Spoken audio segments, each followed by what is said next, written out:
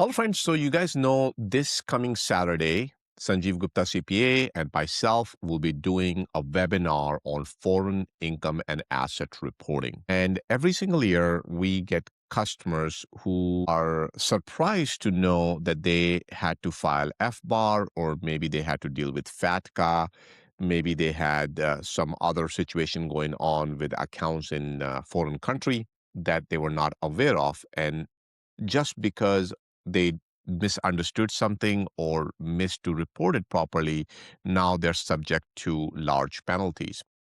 On top of that, people are now dealing with immigration issues because they are not properly reporting their foreign income and assets. So we're going to discuss all of that this coming Saturday, so March 21st, 2026, on Saturday at 10 a.m. Pacific Standard Time. So that way you can better understand what kind of income you need to report, what you shouldn't report, what happens if you missed prior reporting requirements. So we'll talk about all of that stuff. But today I want to help you out understand some of the most common mistakes that we often see. So, for example, account balances. FBAR doesn't require the year-end balance. So many times when people come in with their tax return and we talk about FBAR, they go like, "Yeah, we took the reporting as of year-end." Well, that's wrong.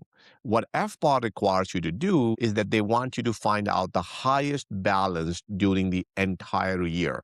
So, let's say you put in $50,000 and then you removed it, doesn't mean if your balance is zero at this point. As long as there was money at any given time throughout the year, that still counts. So many taxpayers report the wrong number or pull incomplete data altogether. Now, if the IRS believes that the number was intentionally understated, they may classify this as a willful violation. And those penalties become extremely serious. So we want to make sure that you don't do that. Now, you might wonder, well, what is willful violation? How would they know? Well, we're going to talk more about that in great detail during the webinar so you can better understand it. Number two, sometimes people say, well, how is the US going to find out? So they skip the accounts altogether. People assume that certain foreign accounts don't need to be reported. We regularly see, for example, people miss out on, crypto accounts, for example, or maybe they have money sitting in an Indian bank account, or maybe they have a joint account with a relative, with a parent, things of that nature. Sometimes they have insurance accounts with cash balances as well. So simple rule of thumb is if you have ownership, control, or signing authority on the account, then IRS may still consider it reportable. Then don't forget the Schedule B. That's where a lot of people make mistake. On Schedule B, you need to answer two very important questions. Do you have a foreign account? And are you required to file FBAR? And many times people just simply say no and they move on. Well, if you do that, that's really bad because that's a penalty of perjury at this point because you're making a false statement. And that is exactly how FBAR enforcement cases begin. They start out with that Schedule B. So oftentimes people mix that.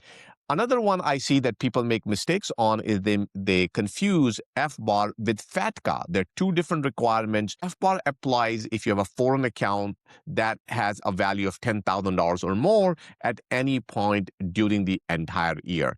Anyhow, we're going to talk about all of these subject matters in great detail at the webinar. I mean, FBAR mistakes are extremely common, but the longer they go uncorrected, the greater the risk that the IRS starts building a case of willful violation, which can be very, very bad. And sometimes that could mean six figures in penalties. So if you have foreign bank accounts or think you have made an FBAR mistake, then I invite you to join this free webinar and learn about FBAR.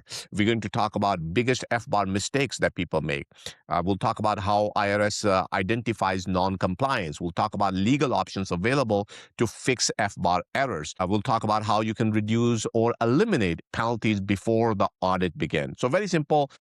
Go to sanjivcpa.com and sign up for that webinar today. Once again, it's this Saturday on Pacific Standard Time at 10 a.m. So just go to sanjivcpa.com, sign up for the webinar, and I'll see you there. Thank you.